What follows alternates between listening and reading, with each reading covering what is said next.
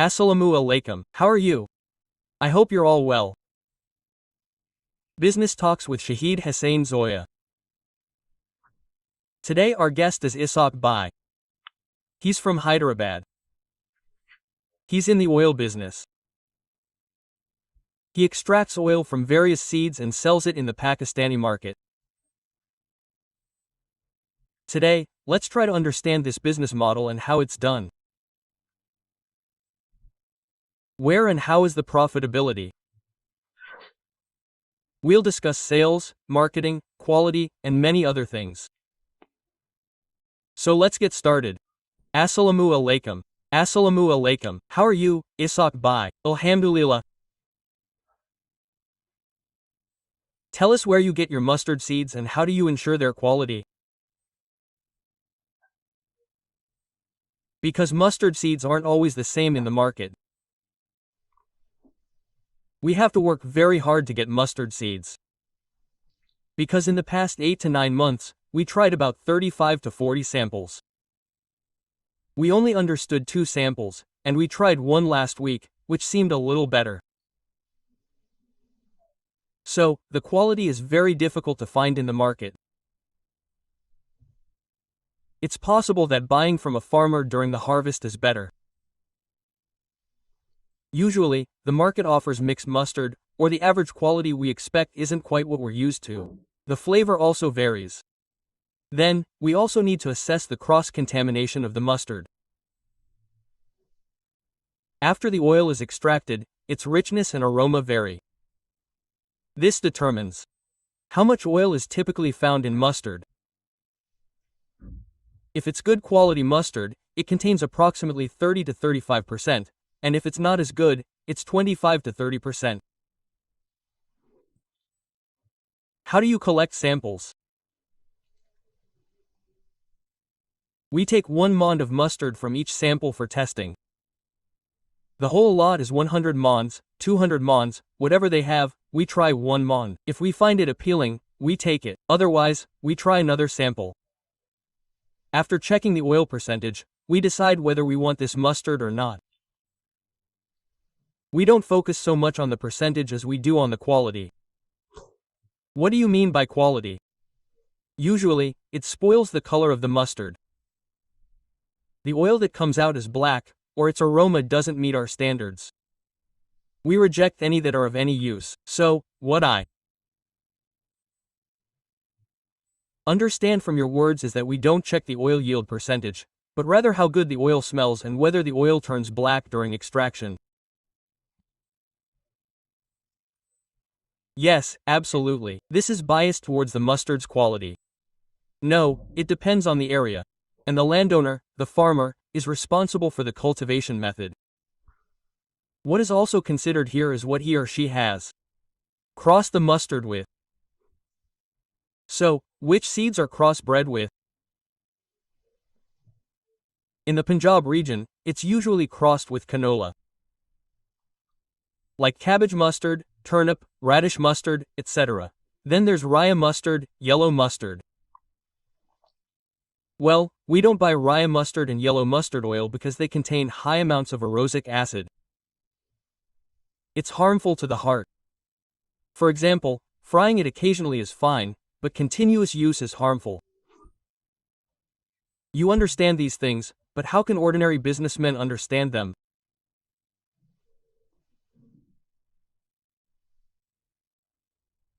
We have to make a point that if we deliver quality to our customers, they will come back. Now, there are 2 or 3 people in Hyderabad who do cold press work. There are many in Karachi. But their quality isn't as good as ours. Because we don't say this, the customer who takes it gives us the field and says, I was buying cold press oil from there. But this wasn't the quality you're used to. How long have you been working with mustard? It's been about 1.5 years. So, did you learn all these things in this 1.5 years? Or did you already know about it? No, you learned this in 1.5 years. So, who taught you? You have to travel to different places for this. So, you learn these things from them. And then we've also done a lot of experiments with different mustards. The first one we tried was the SM7, the smaller one. After that, we slowly began to understand that there are differences in mustard quality. So, through this experiment and by gathering information from people, we learned all these things. The BT7 was the smallest machine. After which you bought the BT4, and today you're here to buy the BT20. Right? Tell me, what's your oil extraction process? So, how do we extract the oil, and how much time does it take? We try to ensure the oil is no higher than room temperature. When oil is extracted at higher temperatures, it's common for the average oil to be good, but the quality suffers. So, we maintain the temperature. Furthermore, we extract it only once. It's common for people to repeat the cold press process, which also affects the quality of the oil. However, the cost of the oil is slightly higher for us. For example, if we repeat the process, our cost may be reduced by 100 rupees. However, it is a little more expensive to extract it once. However, we still pay the customer accordingly because we have to use it in packaging and maintain the quality. You're focusing on one thing: delivering excellent quality. To control quality, you mentioned that you buy good seeds. Besides buying good seeds, what other measures do you take to maintain quality? In addition, we expose them to sunlight in humid weather to remove moisture and then extract the oil. This also improves quality. Secondly, we maintain a normal speed and a moderate heating rate. We don't extract it at high heat. So, what do you do with the little oil that gets into the cake? Do you include it in your losses, or do you sell the cake at a higher price? Approximately 4 to 5 mons of cake goes up. It doesn't make much difference, because we're currently selling it to a feed dealer. For example, if there are 42 mons in the general market, they take 44 mons. So, this is used in chicken feed or fish feed, etc. Is the cake generally sold easily, or do you have to struggle to sell it? The bran is easily sold, but a good price is achieved when someone wants it. For example, it's used in fish feed, or other feed manufacturers pay a good price for it. Other animal products, like the usual ones like spelled manure, are sold at the market rate.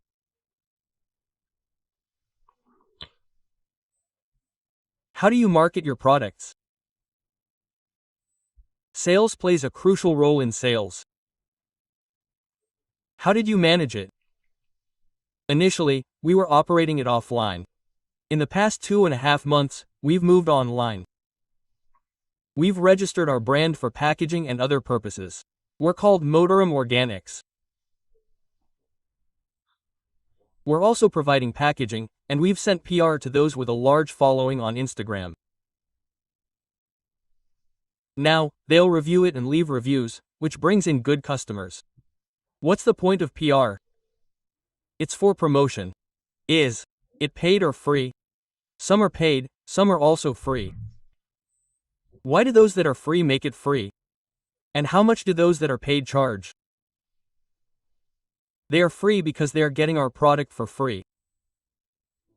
They don't incur any cost, and even then, they impose the condition that they will only post it on their reels. They won't upload videos of what's on their feed. One disadvantage of reels is that they expire after 24 hours. Now, if we ask them to post it on their feed, they then say there are so many charges. So how much do they usually charge? They charge between 5 rupees and 100 rupees. How many paid promotions have you done so far? We've only done paid promotions through Facebook. We've gotten a few customers through boosting our ads. However, it takes some time to get customers, but we do get them. But the bottom line is the same. The customer sees the product and decides what they're worth. People often say they're not getting customers, or if a customer they've bought doesn't come back, they look at the standard. If the same product is available in the general market, why would they buy from us? They'll only buy from us when they find a better product, according to their needs. So, have you hired any salespeople to sell in the local market? No, no salespeople. So, how do you sell in the local market? People come and buy on their own. They come and buy on their own. Have you set up a shop or a factory-like place? We have one shop and one outlet, where only your own products are sold. How do you compete in the market on both price and quality?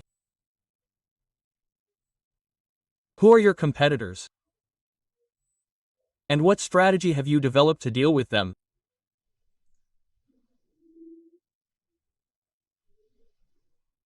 We have a lot of competitors, some companies come, but the bottom line is that the quality isn't up to par, and all the companies inevitably add some kind of preservative to their oil.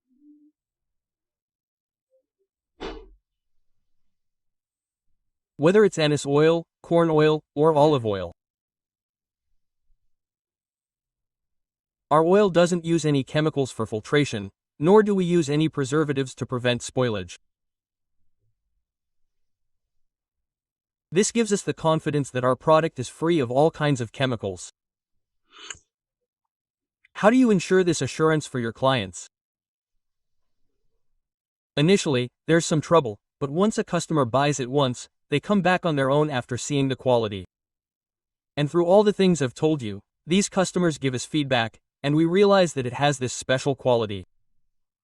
One of its special features is that approximately 90 out of 100 customers say that if they bought 5 liters of our oil, it would be finished within a month. But if we used your oil, we saved it. If we used 5 liters for a month, then 3 liters would be used. What's the reason for this? Actually, the oil extracted from a sieve, for example, is watered down, so it has to be cooked first, and that becomes pure.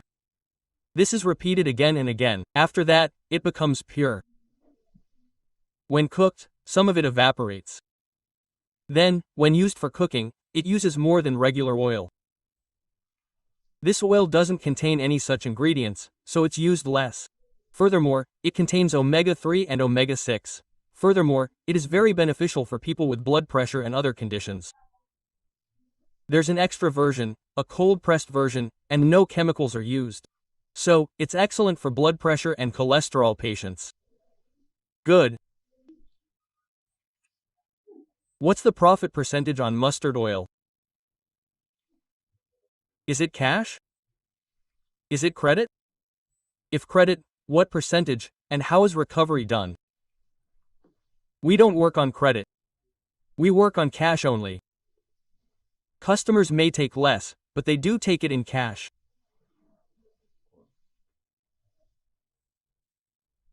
And if we subtract the profit from electricity and other expenses, I think if we extract and sell mustard oil, we should make around 1,000 to 1,200 rupees per liter.